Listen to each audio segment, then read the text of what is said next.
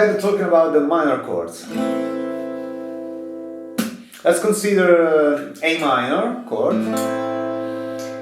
Minor chords can be seen as a variation of the major chord where the third degree is decreased of a semitone, because we have a minor third instead of a major third. The major third is 2 tones, the minor third is 1 tone and a half. So, for example, in A major we have this. We have only one string that has the third, which is this C sharp. I decrease it of a semitone and I obtain the minor chord. In this case it's easy because I only have one string that has the third, but in other cases it's not as easy. If I use the same mindset in minor chords, I can try to play the A minor in another position, for example here. So I cut off the first frets and I decide to play an A minor, for example here. How do I play? The answer is a G minor shape, which is a particular shape that it's very difficult to play fully. Played in the open position, this chord will be like this. It's not very common because it's not so easy, but it's important to know that this shape exists. And played here, so translated up of one tone, becomes an A minor. So this chord is useful played partially, for example the 4 basses, or up here, or the middle 4. So it's not very common, but it's important to know that this exists. And so let's go ahead. The next box is this, and how do I play an A minor? The answer is using the E chord shape. And why? Because I have an E here, F, G, E. And this is easy, this is very common. What's next? Next shape I need is this, the D minor. And why D minor? I have the D minor here, or here is the same. Here is a D, so this is a C, this is a B, and this is an A.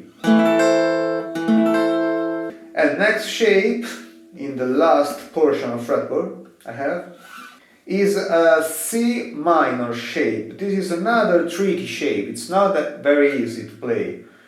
Played open will be like this.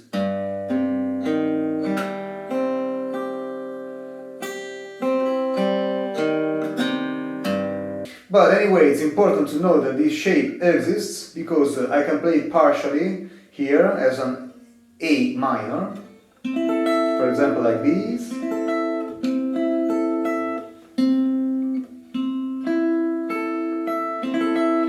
or this,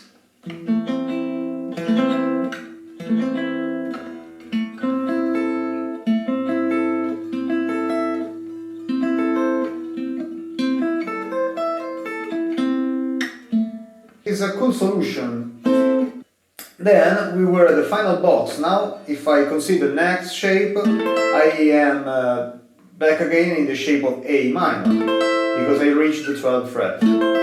So let's repeat this circle again. So A minor, G minor, E minor, D minor, C minor. And if you think about the shapes I used, the rule of the word CAGED is still valid because I played A, G,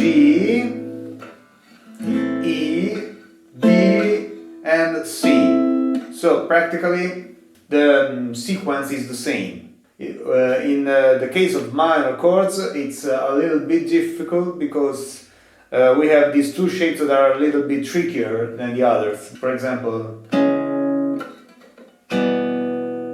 they might be useful, trust me. So, what I say for a major chord is still valid. Consider all these shapes as inversion of the same chord and consider all the differences in the sound these chords have.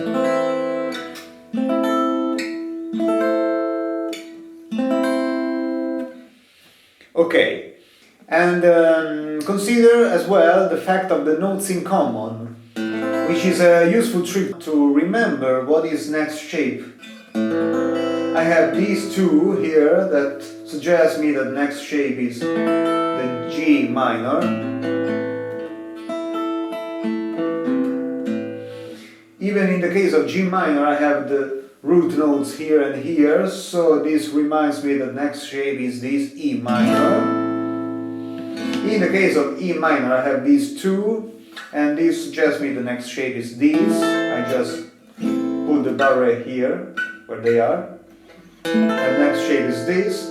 And in this case, I have these last two notes, and this suggests me the next shape is this, the C minor.